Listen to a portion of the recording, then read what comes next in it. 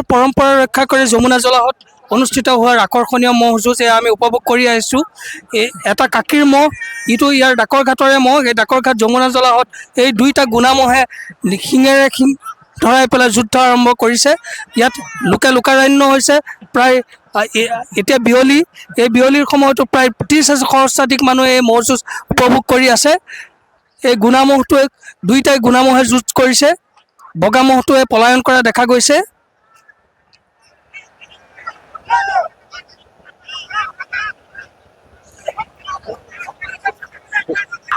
দুইটা গুণা ম'হে এই আকৰ্ষণীয় যুঁজ লাগিছে।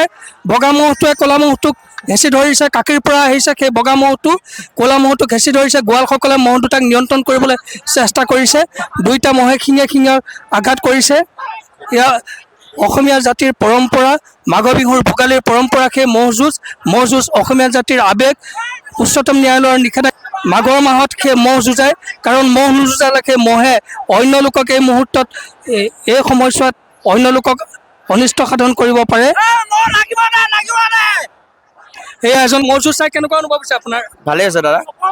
কেইহালমান ম'হ যুঁজ চালে? মোটামুটি 3 হালমান চালো, ভালেই হৈছে। বাবা আৰু ম'হ যুঁজ জিকিব বুলি ভাবে আপুনি? মানে বাবা বুলি ক'লে আমাৰ এই ৰন্থলী আদৰ্শ কাৰণ বিখ্যাত আৰু ইয়াত দুইটা ম'হে, এতিয়া বগা ম'হটোৱে সেই ক'লা ম'হটোক হেঁচি ধৰিছে।